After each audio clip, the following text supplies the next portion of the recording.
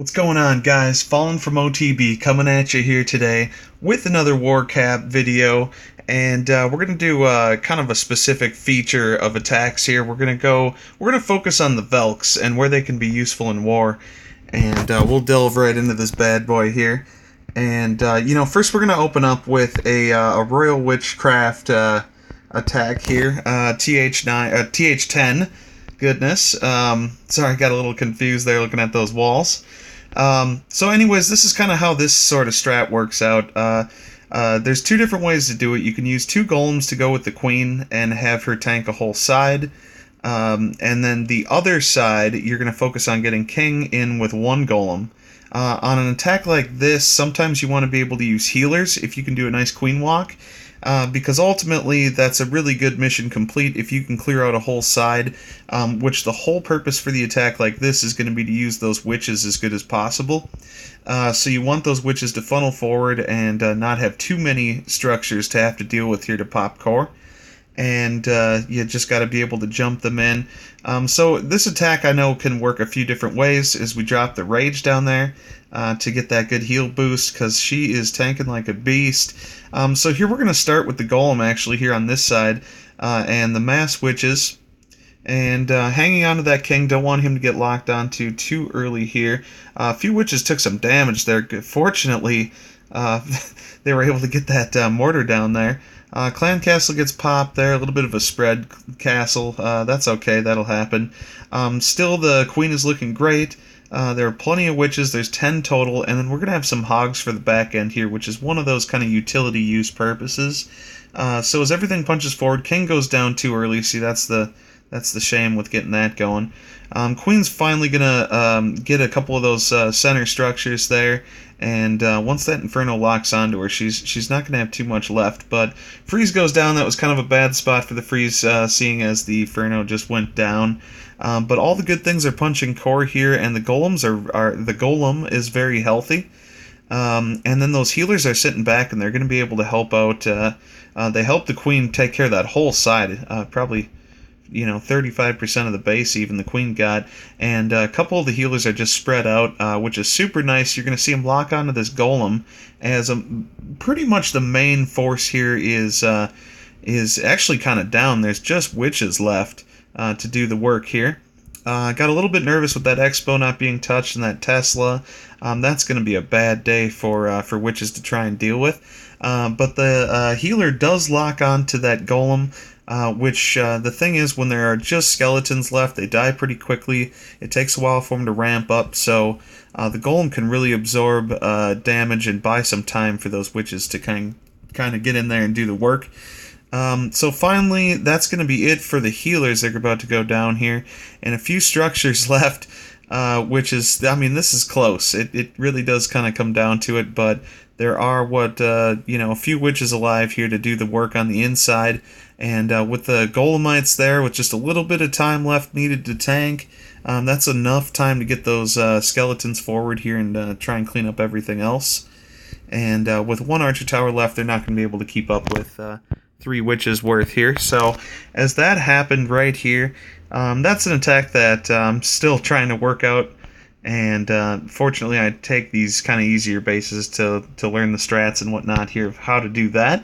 But that's something even like a TH9 could do in their own form. Why not? Maybe not on a TH9 base, but a 10. And that's the purpose, is you need to use these strats that are a little out of hand almost to be able to take care of all the structures that a TH10 is going to provide for you. So anyways, we're going to get on to the main feature of the video here. I'm going to start on, this is really interesting. So major props here, Danny Blubber, always getting the work done, doing his work on these styles of bases as well. Just a great strategist here.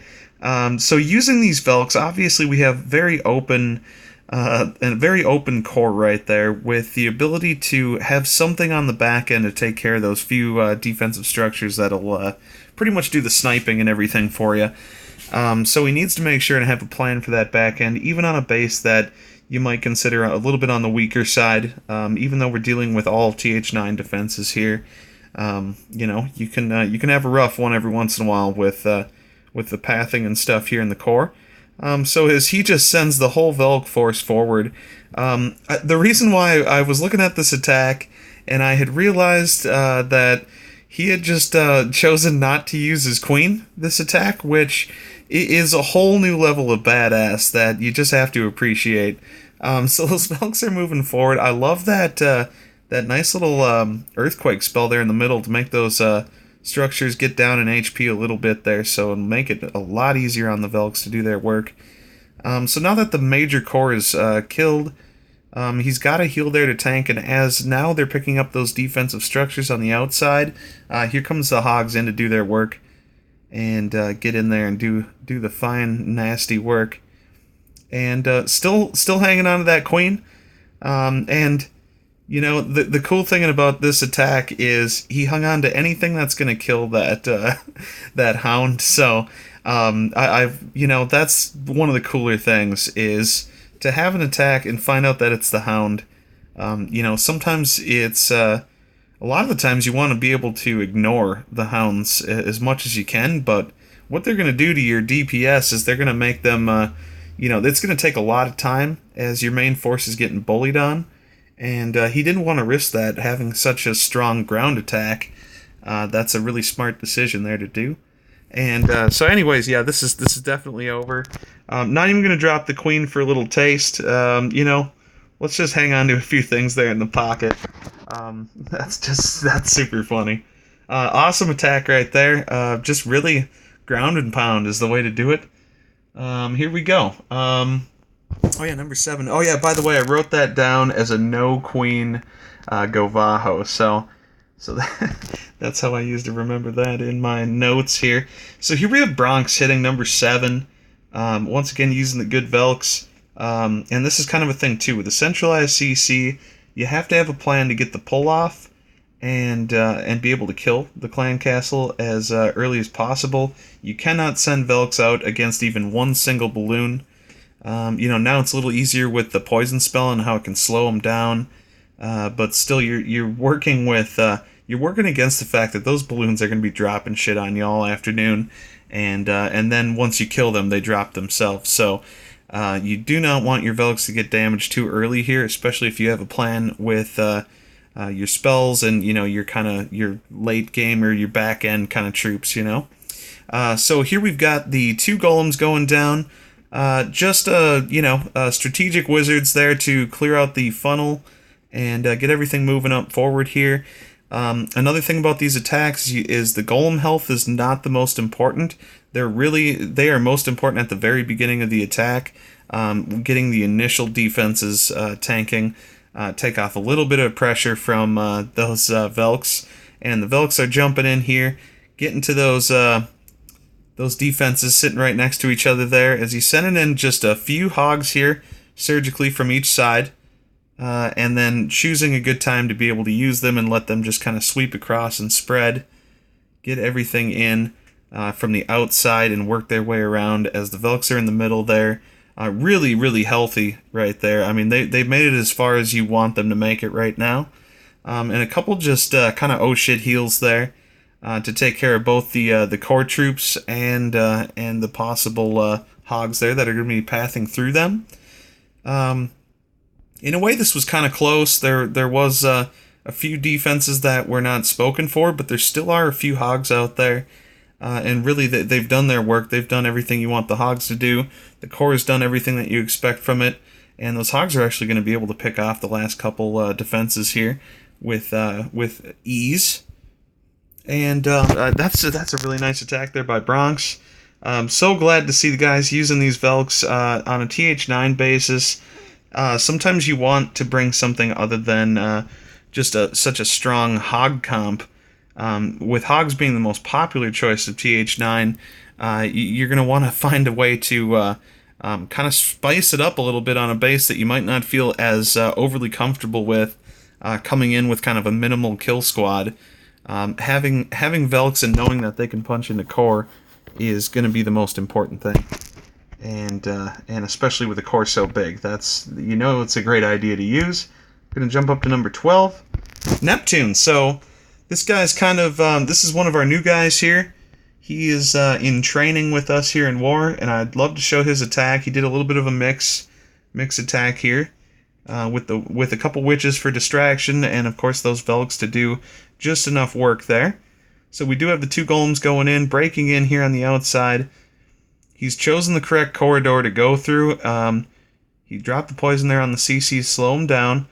Yep, you want to hang on to your Valks, of course. You don't want to use all of them, especially with the dragon or loons once again. Perfect rage to get everything moving forward. Also, if you use an earlier rage, that gets everything set. That gets your queen and king really sniping and doing the good work. Valks have kind of a static damage where you can just count on them to do that AoE DPS, or that splash DPS, if you will, as known in this game. And, you know, with a golem now, that's really plenty healthy to be able to tank a few things. He can send those hogs around the outside to sweep around, get a couple strategic heals up, and just get everything moving forward. And with King as healthy as she is, still got the Golemites going on right there. That's a lot of DPS that is being taken off of, you know, the Queen or the Hogs. So that's the smart idea right there. That little surgical method can really make the difference. Kind of, I don't know, that heal only was healing 2 hogs, you know, it worked though, or 3 or, you know, got a few there healed. It was just a good back-end option there. Needed as many alive as possible to take out these last couple defenses here, and as they go down, we see yet another 3-star here coming in from the new guy. Neptune, wonderful job, man. The man with like 15 accounts. Actually more, maybe? I don't know. Good job, though. That's how you want to do it. For the end of this, we're going to jump down to 19, which I believe was the TH8 here by Danny Blubber or Mike Crotch. Got to give him the props here. Here's a base that you're definitely going to want to consider bringing Valks to. You know, dragons is not the right option here. Hogs, you know, are all right. But this is going to be the Go Volo, which is used to be more popular than it is now. Now people are digging those hogs. But a reason you'd use balloons is because of centralized air defenses, and knowing that you can get the picks on the outside. And loons are more efficient than hogs if you can manage to use them. So yeah, that's the only stipulation there is, you know, if you've got air defenses on the outside, it's just, of course, it's not worth using the hogs if your core can't get them, if your core can't take it down. And so we do have the 2. Here we go, coming up at the 11 to 1 o'clock here. Going to break in at 12 and work that way in. We do have a jump here. My crotch is definitely a 9.5, so or an 8.5. Goodness. So you know, yes, you get the jump and the business there, but anyways, just I mean, you can see the devastation that's happening here. Perfect heal. He has 1 more heal to hang on to for whatever he wants to use it for, and here he's just got the balloons coming in as the defenses are tanking. There's no reason to have to hold out on loons for too long. You can get them to clean up those sides, so it's perfect. It's very situational. You're moving forward with ease here. And by the time these end up doing all the cleanup that they need to do, you know, you could have hung on to the right side there for another hot second, but, you know, he still is going to kill a few of those defenses. So, but yeah, you can kind of choose however you want to do, however you want to treat those loons. They are built for a situational purpose, so, you know, you don't want to have to send them in too early to do the tanking. And those Valks work their way on the outside, so they're just running rampant here, very upset with life, and they're going to have their way here going around. With just a few defenses left, we're going to get this thing moving. Yeah, so it's still a golem at rather full health there. You know, yeah, it was a bully attack, but a THA could have done that, you know, with a similar comp. And so that's the point of that there. We have one more from the last war, wherever that is, wherever that may be. And nice win streak here for the fellas. Really good job by everyone. Jump up to number 6. Danny Blubber, once again, 3 times in the video, he's going to have his go at it. And I wanted to show this too because, once again, he's swinging a little bit lower. So he's got technology working against him a little bit. But that doesn't mean anything. He's an absolute beast. So the right attack is going to destroy a base like this. If you do the math and you look at the spells that you can work with, these are those kind of, maps where if you throw a spell in every quadrant of the base, you end up doing really, really well. And this was the case there. So as those Valks move forward, sure, we got to deal with the Hound here. Which the Hound is if you're going to do a Valk attack, the Hound is something that I'm usually rooting for to be in the CC when I see, because that means I don't have to worry about it as much. And, maybe drop a poison in a strategic spot, and then, there we go. And, or 2. Yeah. Okay, so the core has done the damage. We got the Hogs moving in here on each side, and the very final straw here, the final stand coming in with those last Hogs on the top right. Could have maybe hung on to him for another second, but that's really being picky, so we're not going to do that. Nice little Hog storm here moving forward. We got 2 golems in the core just moving like butter. Those things are now going to be bashing on the wall and kind of pissed off for a while. And just a well-executed attack on a base that, you bring the right thing to that base is going to die. But still, the form, the proper attack was necessary there. And wonderful job. So this was just a video showing, we did a lot of Valks.